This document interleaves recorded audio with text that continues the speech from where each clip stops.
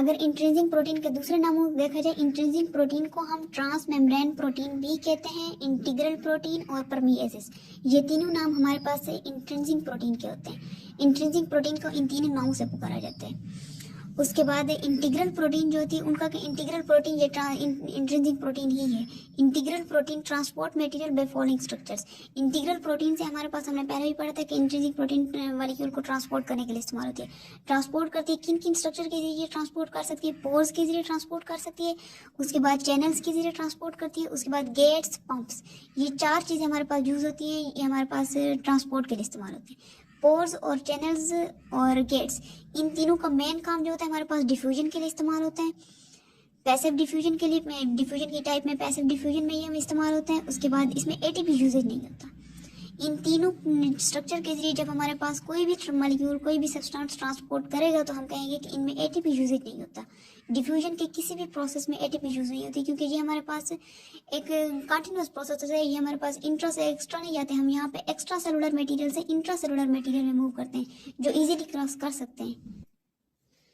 उसके बाद जहाँ पर पंप्स का लफ्ज आएगा, पंप्स का लफ्ज हमेशा एक्टिव ट्रांसपोर्ट को शो करता है। अगर कहीं पर भी पंप बैक, पंप अपॉन, कोई भी ऐसा लफ्ज यूज है जहाँ पे पंप्स का लफ्ज आ जाए, कोई मॉलिक्यूल को ट्रांसपोर्ट किया जा रहा है, पंप्स का लफ्ज आ रहा है, तो ये शो कर रहा है कि हमारे पास एक्टिव ट्रांसपोर्ट हुई। अगर एक्टिव ट्रांसपोर्ट होगी तो जाहिर सी बात है वहाँ पे एटीपी यूजेज लाजमी तौर पर होगा।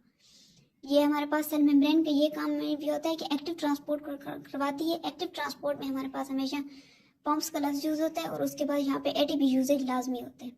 एटीपी यूजेज के बगैर हमारे पास एक्टिव ट्रांसपोर्ट नहीं हो सकती। उसके बाद है सेल मेम्ब्रेन का जो स्ट्रक्चर होता है, structure of cell membrane is determined by lipids. Lipids हमारे पास सेल मेम्ब्रेन के स्ट्रक्चर को स्टडी करने में हेल्प करते हैं। अगर सेल मेम्ब्रेन के स्ट्रक्चर को देखा जाए वो हमारे पास लिपिड्स के जरिए स्टडी होते हैं। लिपिड्स का स्ट्रक्चर इतना कॉम्प्लिकेटेड होता है, वो हमें बताता है कि कौन सी टाइप क्या काम कर रही है, यहाँ पे क्या हो रहा है। सारा स्ट्रक्चर हमारे पास सेल मेम्ब्रेन का लिपिड्स के जरिए फाइंड किया जाता है। लिपिड के अगर जनरली लिपिड होता है, उसके बाद अगर स्पेसिफिकली स्टडी करें हमारे पास फास्फोलिपिड, कोलेस्ट्रॉल, स्फिंगोलिपिड, ये सारे आएंगे। उसके बाद सेल मेम्ब्रेन के फंक्शन को स्टडी करने के लिए, डिटरमाइन करने के लिए हमारे पास प्रोटीन्स यूज होती है। लिपिड्स हमारे पास स्ट्रक्चर को डिटरमाइन करते हैं, उसके बाद प्रोटीन्स जो होंगे हमारे पास फंक्शन को डिटरमाइन करेंगे। उसके बाद कार्बोहाइड्रेट्स जो होंगे वो हमेशा outer only present on outer surface, ये सिर्फ आउटर सरफेस पर ही प्रेजेंट होते हैं। कार्बोहाइड्रेट्स कभी इनर सरफेस पर नहीं होते, हमेशा आउटर सरफेस पर होते हैं। उसके बाद प्रोटीन्स और लिपिड्स जो होंगे वो हमारे पास बोथ सरफेस पर होंगे, आउटर पर भी होंगे, इनर सरफेस पर भी हमारे पास प्रोटीन्स और लिपिड्स मौजूद होते हैं।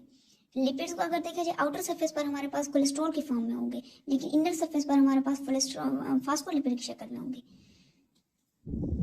उसके बाद अगर देखा जाए कार्बोहाइड्रेट्स और लिपिड्स, इनके मिलाने से हमारे पास बनता है ग्लाइकोलिपिड। उसके बाद कार्बोहाइड्रेट्स और प्रोटीन के मिलाने से हमारे पास बनता है ग्लाइकोप्रोटीन।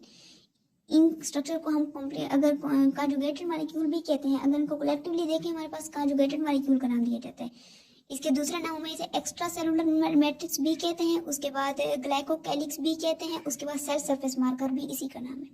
कार्बोहाइड्रेट, ग्लाइकोप्रोटीन और ग्लाइकोलिपिड, इनको हम इन तीनों नामों से भी पुकारते हैं। ये हमारे पास किस लिए इस्तेमाल होता है? ये सेल सिग्नलिंग के तौर पर इस्तेमाल होता है। सेल सिग्नलिंग मतलब कि सेल के अंदर फंक्शन क्या हो रहे हैं, ये सारा स्ट्रक्चर डिटरमाइन करते हैं। ये बनते किस तरीके से हैं? ये हमारे पास गोल्जी अपरेटस में बनते हैं। Extra fibers of extracellular matrix are attached to hydrophobic region of both extrinsic and intrinsic protein। जो हमारे पास एक्स्ट्रा सेलुलर मैट्रिक्स है, फाइबर्स का एक्स्ट्रा सेलुलर मैट्रिक्स होता है, वो अटैच कहाँ पे होता है? वो हाइड्रोफोबिक रीजन, इंट्रिंसिक और एक्सट्रिंसिक प्रोटीन के हाइड्रोफोबिक रीजन से अटैच होते हैं। Fibres of extra cellular matrix, जो एक्स्ट्रा सेलुलर मैट्रिक्स में हमारे पास फाइबर्स मौजूद होते हैं, वो हमारे पास hydrophobic region of both extrinsic and intrinsic protein से अटैच होते हैं। उसके बाद जो इनर साइड पर हमारे पास फाइबर्स मौजूद होते हैं, वो fibres of extra cellular matrix नहीं होते, वो हमारे पास फाइबर्स ऑफ साइटोस्केलेटन होते हैं। साइटोस्केलेटन के फाइबर इनर साइड पर मौजूद होते हैं और एक्स्ट्रा सेलुलर मैट्रिक्स के फाइबर्स हमारे पास हाइड्रोफोबिक रीजन पर मौजूद होते हैं। मेजरली दीज साइटोस्केलेटन फाइबर की बात करें तो हमारे पास majorly these fibres attach with hydrophilic region of both proteins.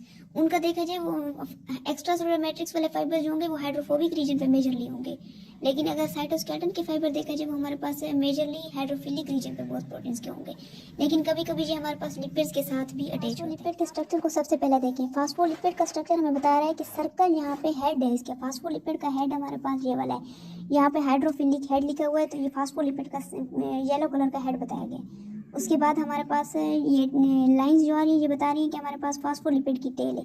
सबसे पहले उन्होंने फास्फोलिपिड का स्ट्रक्चर बताया, उसके बाद हमारे पास सेल मेम्ब्रेन का स्ट्रक्चर को सेल मेम्ब्रेन के स्ट्रक्चर को डीपली डिस्क्राइब किया है। सेल मेम्ब्रेन के स्ट्रक्चर को हम डीपली अगर स्टडी करें, हमारे पास पहले पोलर लेयर आ रही है, उसके बाद नॉन पोलर है, उसके बाद दोबारा पोलर लेयर, मतलब 3 लेयर्स आ रही है हमारे पास। सैंडविच टाइप मॉडल है, पहले पोलर लेयर आती है, उसके बाद नॉन पोलर आ रही है, उसके बाद दोबारा पोलर लेयर आ रही है। अगर यहाँ पे ब्लू कलर के जितने भी निशान हम देख रहे हैं ये सारे बता रहे हैं कि प्रोटीन्स मौजूद है। हमने यूनिट मेम्ब्रेन मॉडल के मुताबिक पढ़ा था कि प्रोटीन एक ही जगह पर मौजूद है, प्रोटीन के स्ट्रक्चर चेंज नहीं होता रहता, एक ही जगह पर मौजूद रहता है। लेकिन यहाँ पे फ्लूइड मोज़ेक मॉडल के मुताबिक प्रोटीन एक जगह पर नहीं है, पहले प्रोटीन आ रही है, उसके बाद फास्फोलिपिड, उसके बाद carbohydrate, protein, phospholipid, carbohydrate, cholesterol, ये सारे मिक्सअप है टोटल स्ट्रक्चर। प्रोटीन की भी कहीं पर कौन सी टाइप यूज़ हो रही है, कहीं पर कौन सी टाइप यूज़ हो रही है, एक ही टाइप की प्रोटीन हमने यूज़ नहीं की। उसके बाद सबसे पहले इंटीग्रल प्रोटीन दिखाएगी कि हमारे पास ये मौजूद है। उसके बाद हमारे पास कार्बोहाइड्रेट, और यहाँ पे ऊपर वाली साइड पे हमें कार्बोहाइड्रेट चेन बताई गई, ये हमारे पास कार्बोहाइड्रेट ओलिगोसैकेराइड की फॉर्म में मौजूद है। ये हमारे पास सर्कल टाइप जो होंगे ये कार्बोहाइड्रेट ओलिगोसैकेराइड की फॉर्म में है। उसके बाद हमें ग्रीन कलर के ग्लाइकोलिपिड का स्ट्रक्चर बताया गया जो कॉन्जुगेटेड मॉलिक्यूल है, ये भी हमारे पास आउटर सरफेस पर मौजूद है। पहले भी हमने पढ़ा था कि कार्बोहाइड्रेट हमेशा आउटर सरफेस पर ही मौजूद है।